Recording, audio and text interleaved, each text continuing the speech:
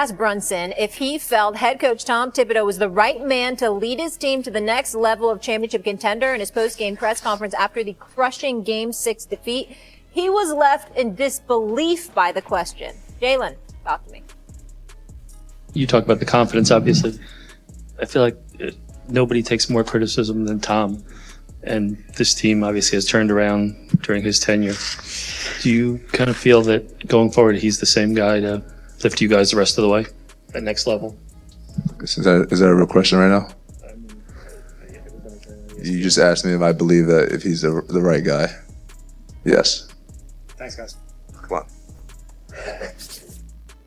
on. Jay Will having his coaches back there. Do you think the Knicks should move on from Tibbs? I don't think the Knicks should move on from Tibbs right now, but I think it's okay to say that it's open that he will be on the hot seat. And I say that because expectations have changed for this team. And I think that's okay to reset those expectations.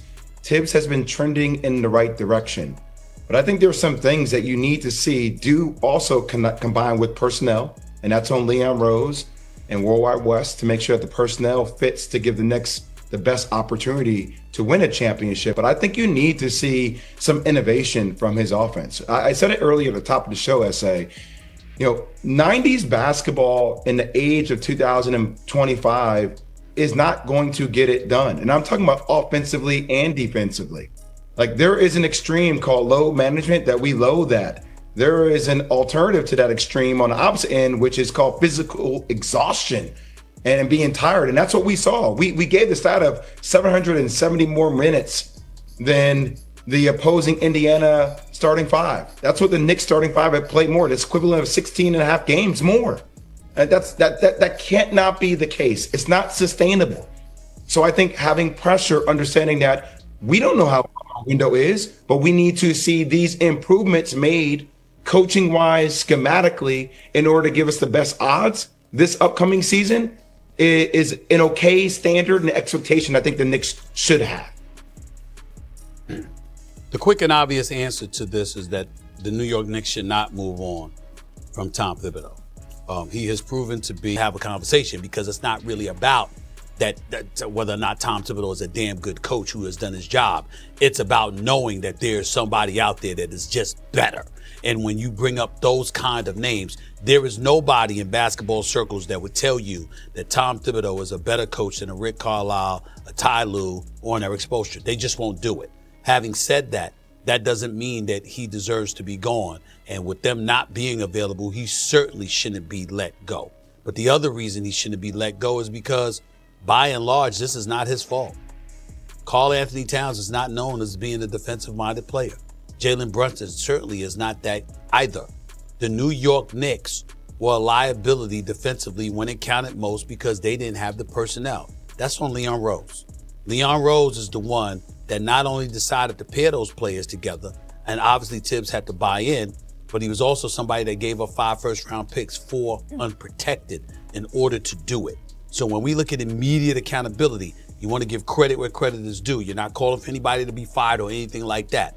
But if anybody has work to do this offseason, it's Leon Rose. It's not Tibbs. Stephen A., I would agree with you on that, but also I would say this.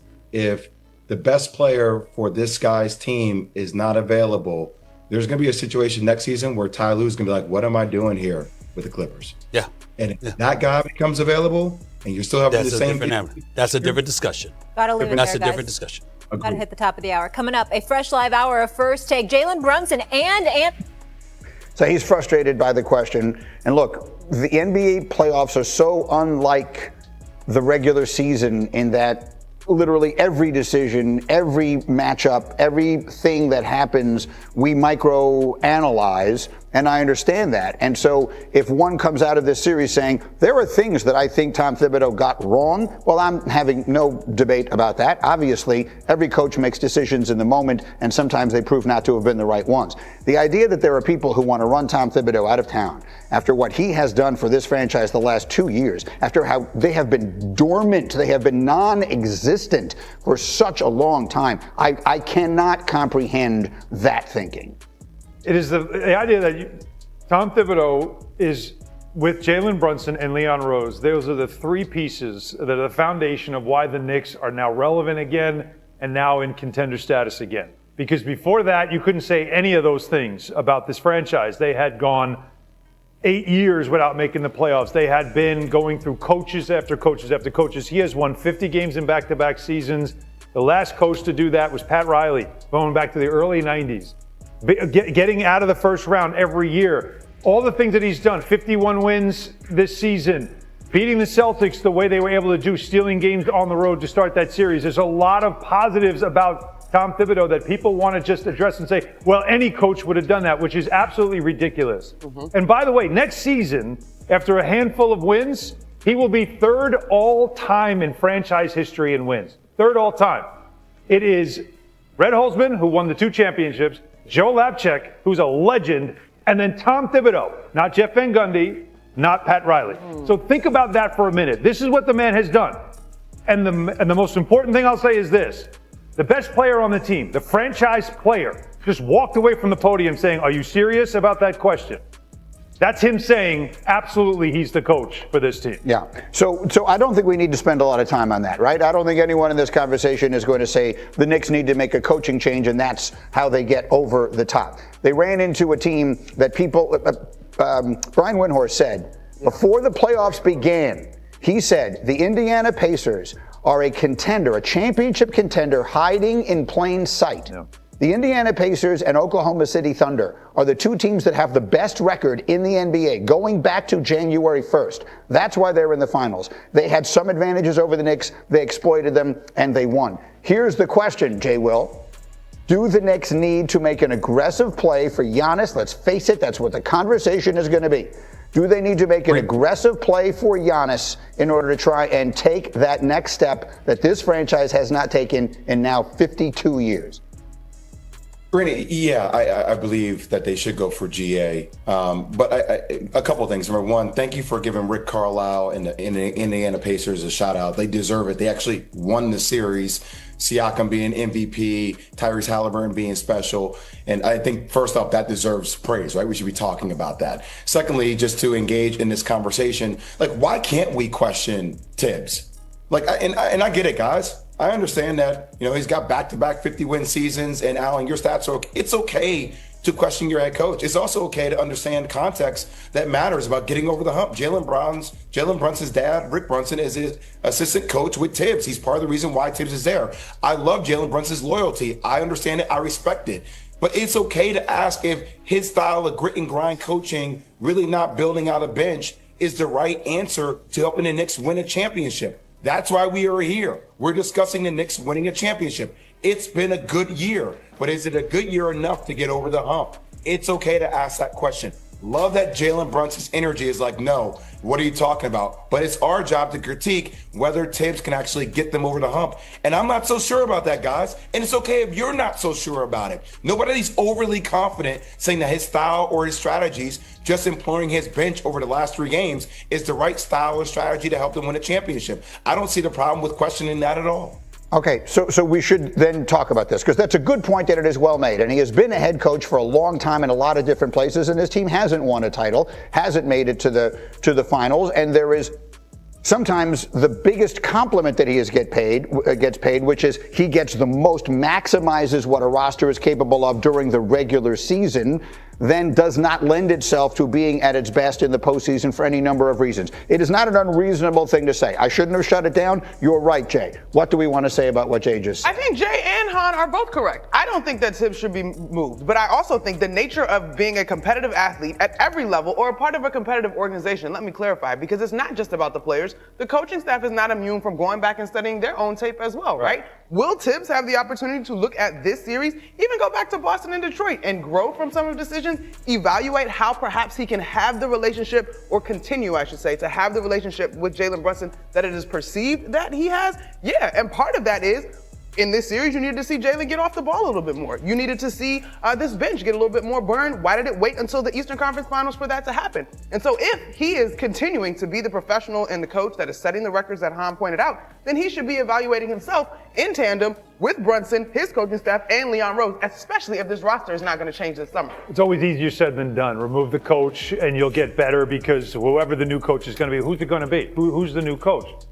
I always, you have to be careful when a franchise gets to a place where the Knicks got. I feel like this is the hardest place, because you can go from a team that was a wayward franchise and get a coach that gets you organized. And now you're a competitive team again. You're a functioning franchise. And then you start to build that to a team that can be a contender, which is they've gotten to. Here's the hard part. How do you take it from here and put it over the top to win a championship? One false move can send you the wrong way. That's the thing you have to be worried about. Mike Budenholzer won a championship with the Milwaukee Bucks. He's a guy that nobody would look at as one of the great coaches of all time. But he was able to do it because in 1 year, they had the right team in the right moment, and they got there. Tom Thibodeau can do that. Yes, so you're talking about leading the horse to water and then a different coach maybe to help make it drink, or whatever the expression is. It's the Mark Jackson to Steve Kerr thing. Yeah, and look, that was okay, so that's the ultimate example. Right. I get it. Clearly, they made the change there. Doug Collins to Phil Jackson. What I would argue, I think there were extenuating circumstances in that one. Know. But the bottom line of it with this one, because I'm glad you said this, Jay, because we should live in it, because people are saying it, and I shouldn't shut it down. The bottom line of it is this. In order to win a championship, you need a bunch of things. Either A, you just need the best team, and the Knicks don't have that. B, you need some lucky breaks. They got some, and they got a few that bounced the other direction from them. They ran up against a team that is basically their equal.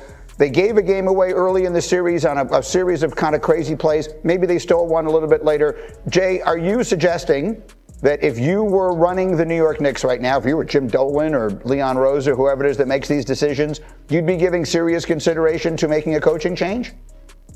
Yeah, and I will openly say that. I think that's okay to have expectations to win a world championship. It doesn't mean I'm actually going to pull the trigger and actually do that, but I like the thought of making it uneasy. I mean, the reality is when I watch Rick Carlisle and his strategy against, Tibbs, one strategy felt rigid, and it started to morph a little bit into something a little bit more fluid and flexible, but it was forced to do that. Now, credit to him for doing that, but it felt like Carlisle's strategy feels more like with what today's NBA evolution actually is. Pace and style. I'm not sure you could bring 90s basketball into 2025 and win. And that's a legitimate question to ask. When you have guys like Mikal Bridges who are saying, hey, we need to do more to get us a break and we're tired. You've never heard players talk that way. And also, when we hate load management, that's one extreme. The opposite extreme of load management is playing guys 700 plus more minutes than the Indiana Pacers starters. That's a real thing to talk about for the future. And if Tibbs can't adjust, we need to find somebody that can adjust for what the new Knicks franchise needs to be to win a championship.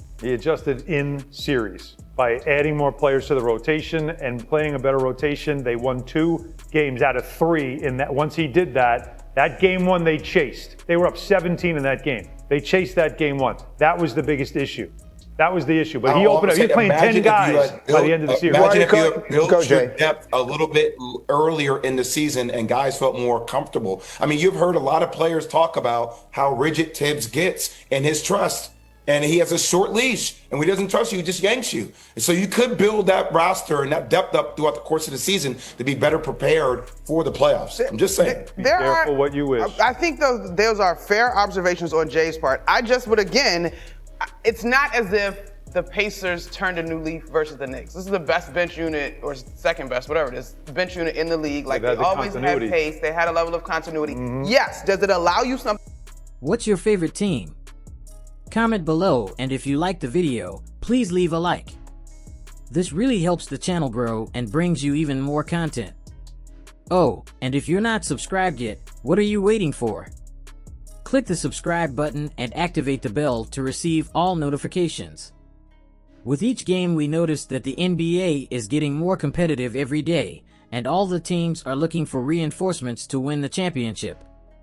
And only here can you follow your favorite team daily with incredible content from different sources. Here on the channel, there are new videos every day with analysis, curiosities, and the best moments in basketball. That's it for today, folks. Thanks for following along. The NBA doesn't stop, and neither do we. Until the next video. NBA, the passion that connects us.